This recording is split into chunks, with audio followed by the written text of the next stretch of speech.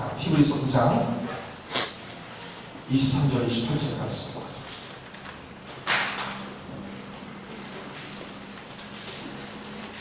저희 제목을 우리가 반드시 믿어야 하는 이유. 다시 한번 따라 하실까요? 우리 오늘 저희 설교의 제목이 우리가 반드시 믿어야 하는 이유. 한번 따라 하실까요? 시작. 우리가 반드시 믿어야 하는 이유. 왜 믿어야 하는지. 믿어도 되고 안 믿어도 되고 하는 게 아니라 반드시, 여기서 반드시가 중요합니다. 반드시 믿어야 하는 이유로 하나님의 말씀을 증거하도록 하겠습니다. 히브리서 9장 23절로 28절 말씀. 여러분 성경책 피셔서 보시면 되겠습니다. 준비되셨습니까? 여러분이 제가 먼저 읽고 여러분이 그 다음 24절 읽으실 텐데 저는 계속해서 읽겠습니다. 동영상 녹음되기 때문에 저는 계속 읽게요. 자, 준비되셨죠? 읽겠습니다. 그러므로 하늘에 있는 것들의 모형은 이런 것들로서 정결하게 할 필요가 있었으나 하늘에 있는 그런 것들은 이런 것들보다 더 좋은 제물로 할지니라. 그리스도께서는 참 것을 드립니다에 소원과 말로 성소에 가지 하시고 오직 참 하나님께 받아사 이제를 위하여 하나님께 나가시고 대제사장이 해마다 다른 것의 피로써 성소에 들어가는 것 같이 자주 자기를 드리려고 아니하실지니 그가 세상을 창조하기도 자주 구원을 받았어야 할 것이로되 이제 자기를 강건한 세상으로 드려 죄 없이 하시려고 세상 때에 하셨다 하십니다. 한 번 죽는 것은 사람에게 정하신 것이요 그 후에는 심판이 있으리니 이와 같이 그리스도도 많은 사람의 죄를 담당하시고 단번에 그리스도가 되셨고 구원의 일을 하기 위하여 죄와 상관없이 자기를 다른 자들에게 두 번째 나타나시리라. 이는 살아계신 하나님의 말씀입니다. 여러분 이해되세요? 어려우세요? 이해되세요? 안 돼요. 이해가 잘 안 되는 거죠.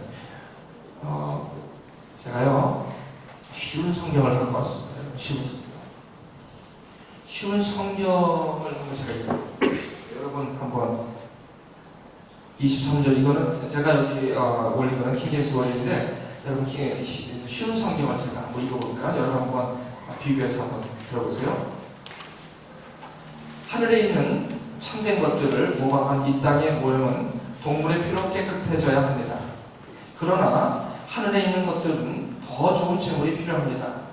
그리스도께서는 사람이 지은 지성소에 들어가지 않으셨습니다. 그것은 참된 것의 모형일 뿐입니다.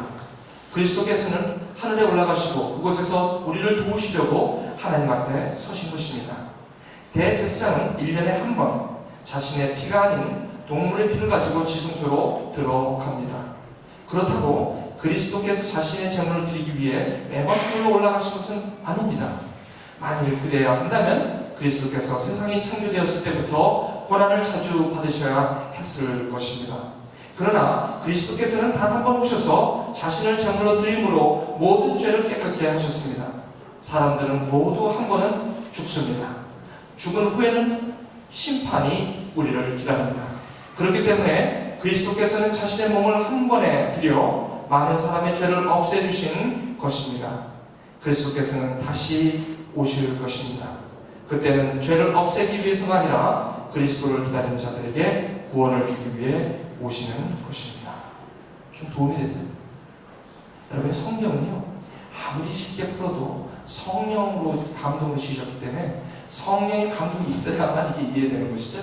그래서 제가 목회자가 여기 서 있는 것은 이 말씀을 여러분에게 풀어서 성령님의 감동으로 풀어서 여러분에게 이 말씀의 뜻을 전달하는 것이 목회자의 임무인 것입니다. 그래서 제가 여기 있는 것입니다.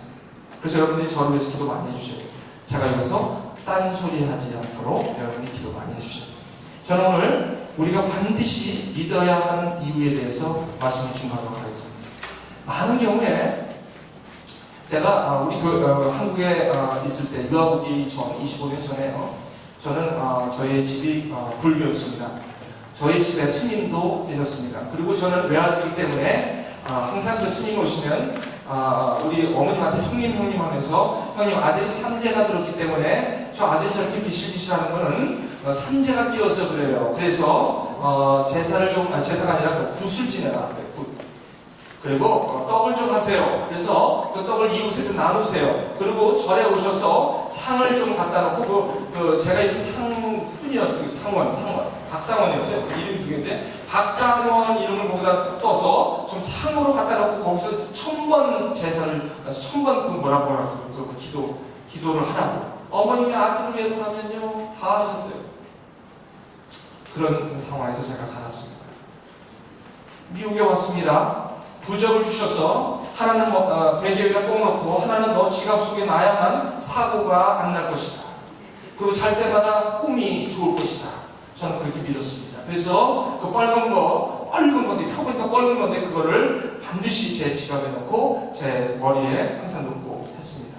그런데 유학을 오니까 아닌가 다른가 공항에서 저를 신예교에서 라이드 준다고 하면서 저를 그쪽으로 납치해 갔습니다. 그래서 저의 의지에 상관없이 교회를 나가기 시작했습니다. 저는 예수한테 관심이 없었습니다. 하나님에게도 관심이 없었습니다. 제가 관심은 저는 그릇이 필요했고 저는 상이 필요했고 저는 맛있는 냉면을 먹고 싶었고 저는 외롭기 때문에 친구가 필요했고 저는 가끔 가다가 라이드도 좀 부탁받고 싶었기 때문에 나갔어요. 그렇게 나갔다가 하나님을 만났습니다. 사람들은 그럽니다. 우리에게 믿음이 왜 필요하냐고.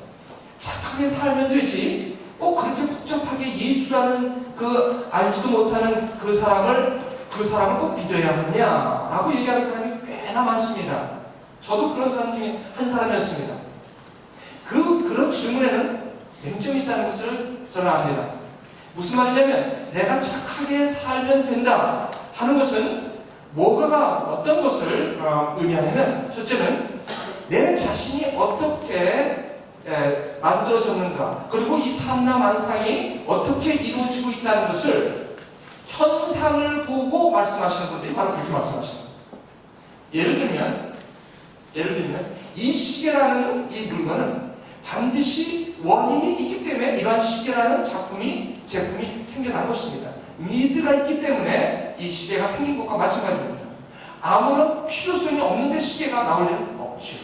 마찬가지로 저와 여러분은 이유가 있기 때문에 존재한다는 것입니다. 그리고 이 삼라만상도 반드시 원인이 있기 때문에 존재한다는 것입니다. 그러나 이렇게 착하게 살면 된다는 사람들의 기본적인 사고방식에는 이 눈에 보이는 것들이 원인이 있다는 것에 대해서 무관심하다는 것입니다. 성경은 그 원인을 말씀하고 있다는 것이죠.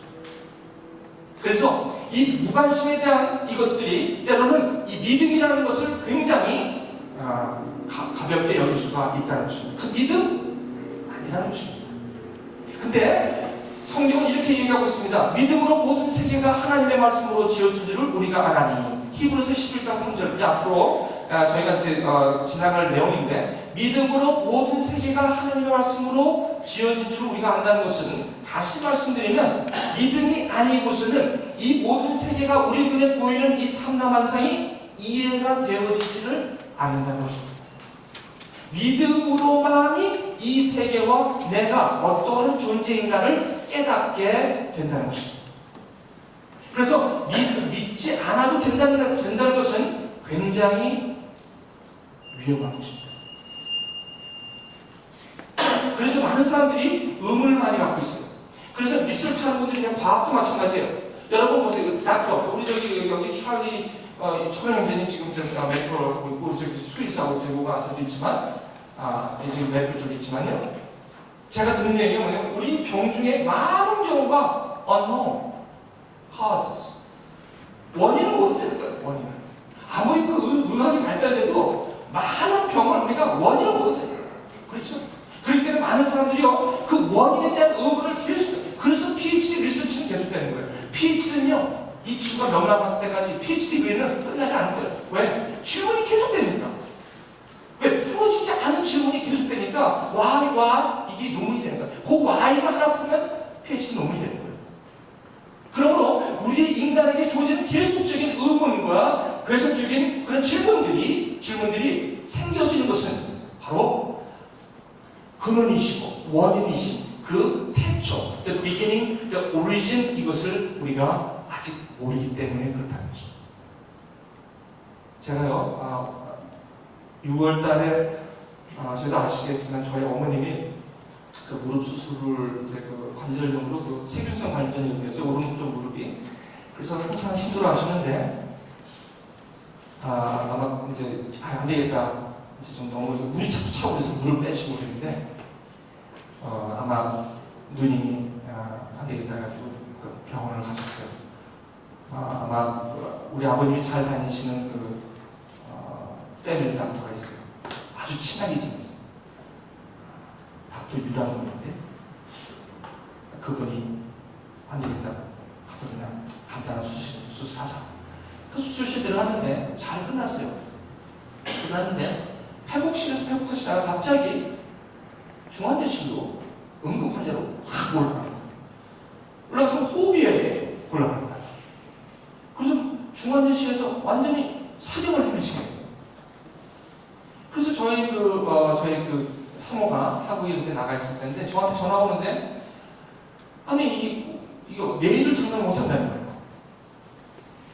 그냥 제가 마음이 그 무릎 수술 잘 되셔서 전화가 와가지고 잘 됐다. 이렇게 안 아프고 좋다. 지금 그냥 병원에 이렇게 앉아가지고 신나게 맛있는 게 어쩌면 이렇게 맛있냐? 저하고 전화했거든요.